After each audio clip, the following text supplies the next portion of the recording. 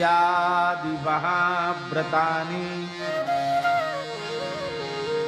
एकादशीत्यादि महाव्रतानि वै कुर्याद् द्विवेधानि हरिप्रियाण्यथ विद्धा दशम्या यदि सारुणोदये सद्वादशीं तूपवसेद् विहायताम् अथ सह विधेयानि विवेधानि वै हरिप्रियाणि एकादशी इत्यादि महाव्रतानि कुर्यात् यदि अरुणोदय सा दशम्या विद्धा तु ताम विहाय द्वादशीं उपवसेत्।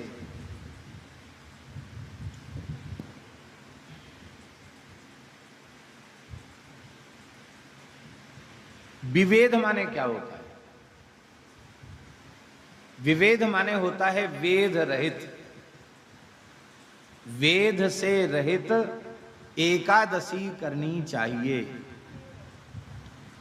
वेद रहित एकादशी करनी चाहिए, दसवीं विद्या नहीं करनी चाहिए। आचार्य चरण कह रहे हैं कि भक्ति के निरूपण के अनंतर व्रतों का निरूपण कर रहे हैं। वैष्णव का धर्म है वह वेद रहित हरिप्रियादि व्रत करें। केवल एकादशी वेद रहित नहीं, जितने भी व्रत हैं वैष्णव को वेद रहित ही करना चाहिए। एकादशी इत्यादि महाव्रतों को करे। यदि अरुणोदय के काल में एकादशी दशम्या विद्या है, दसवीं से विद्या है, तो फिर एकादशी को नमस्कार करके माने उस एकादशी को न करे, द्वादशी में ही व्रत करे। किंतु दसवीं विद्या एकादशी किसी भी स्थिति में न करे। ये आचार्य चरण ने निर्देश किया है।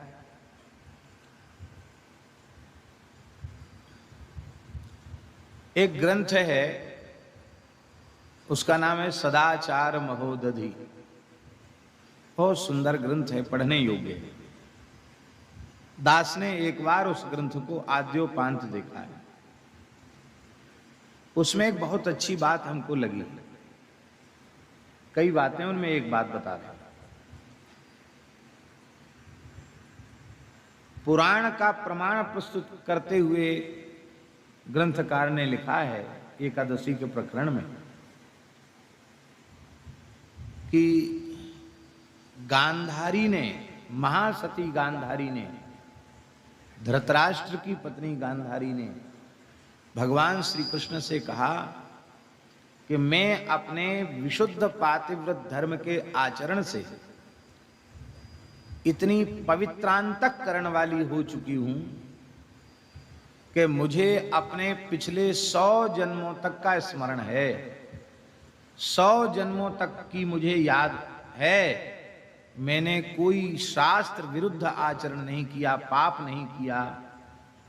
फिर बिना पाप के यह कष्ट हमारे सामने कैसे आया? मेरे 100 पुत्र हुए, पर आज 100 में से एक भी हमको मुखाग्नि देने के लिए, बुढ़ापे में हमारी सेवा करने के लिए एक भी पुत्र उपस्थित नहीं है। तो मुझे तो अपने 100 जन्मों की याद है, पर तुम परमात्मा हो, तुम्हारा ज्ञान तो निरवधिक ज्ञान है, आप तो सर्वज्ञ हैं। तो मैं ये जानना चाहती हूं कि 100 जन्म की तो मुझे याद है, मैंने कोई पाप नहीं किया। फिर किस पाप के परिणाम स्वरूप ये दिन हमें देखना पड़ा कि हमारे 100 पुत्रों में एक पुत्र भी जीवित नहीं है, सब मारे गए। तो भगवान ने वहां उत्तर दिया है कि तुमने जो कहा बिल्कुल ठीक कहा, 100 जन्म में तुम्हारे कोई पाप नहीं है, और 100 जन्म के पहले जो जन्म था उस जन्म में तुमने 10वीं विद्या एकादशी की थी, उसके पाप से तुम्हारे 100 पुत्र मारे। ये बात हमने जब उसमें पढ़ी सदाचार महोदधि नामक ग्रंथ में, तुम्हारे रोंगटे खड़े हो गए। अब लोग गांव देहात में वेदाचार्य जी, जिनको ज्यादा ज्ञान नहीं है, वहां गांव के पंडित भी ऐसे ही बता देते हैं कि वो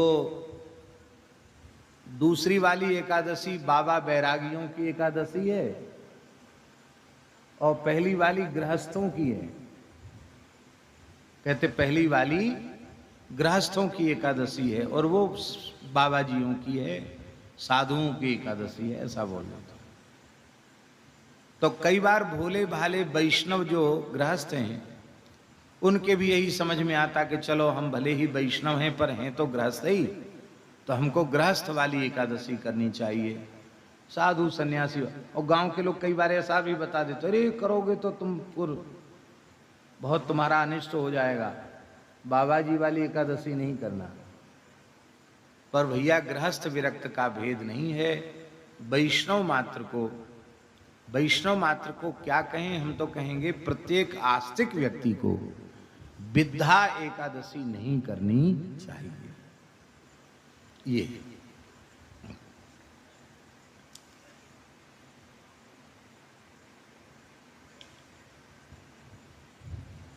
महाव्रतों के अनुष्ठान से पापों का विनाश तो होता ही है, भगवान में प्रेम उत्पन्न होता है,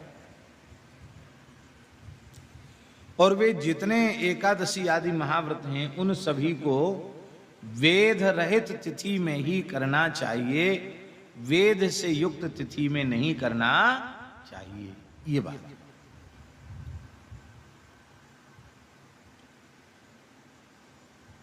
अरुणोदय काल में यदि 10वीं है तो उस दिन आप एकादशी मत करो, भले ही द्वादशी तिथि में ही आपको व्रत करना पड़े तो भी आप व्रत करो। कई बार लोग कहते हैं, ज्योतिष पढ़े लिखे लोग, अरे एकादशी तो है ही नहीं, द्वादशी ही है, करो द्वादशी में व्रत करो, कोई बात नहीं, उसमें दोष नहीं है।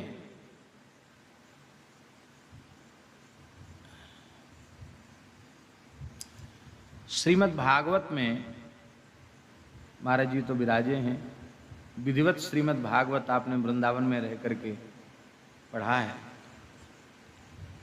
परम भागवत अम्बरीश जी के चरित्र में सुखदेव जी क्या कह रहे हैं, आरिराधयिषु कृष्णम महिष्या तुल्यशीलया युक्तः सांवत्सरो वीरः दधार द्वादशी व्रतम। सांवत्सरो वीरो दधार द्वादशी व्रतम, एकादशी व्रतम दधार नहीं कह रहे हैं, द्वादशी व्रतम दधार, माने द्वादशी प्रधान एकादशी व्रत किया, इसका आशय। भगवान नारायण की तिथियों में द्वादशी तिथि भगवान को विशेष प्रिय। विद्या ना करे भले ही द्वादशी में व्रत करना पड़े। और इस विषय को और आगे भी विस्तृत रूप में उन्होंने व्याख्यान किया है। शुद्धा दशम्या, आगे के श्लोक में, शुद्धा दशम्या सूयतेति भेदतो एकादशी साद्विधा विबुध्यताम् वेदोऽपि बोध्यो द्विविधोरुणोदये सूर्योदये वा दशमी प्रदेशतः प्रवेशता।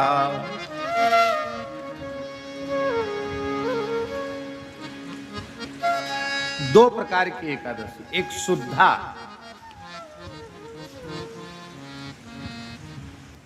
और एक वेदयुक्ता, ये दो प्रकार की।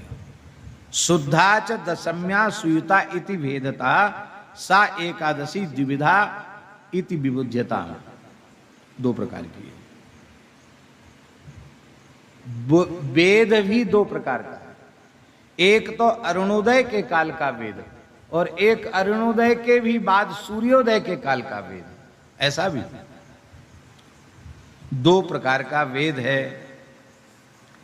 इन दोनों प्रकार के वेद से रहित होना चाहिए।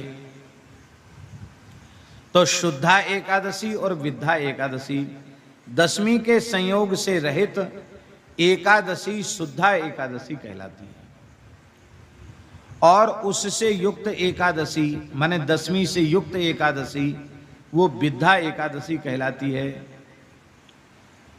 अरुणोदय काल में दशमी का प्रवेश होने से भी विद्या एकादशी होती है, दशमी तिथि का वेद हो जाता है, और सूर्योदय काल में दशमी तिथि के प्रवेश से भी दूसरा वेद हो जाता है। ये दोनों प्रकार के वेद एकादशी व्रत में त्याज्य हैं।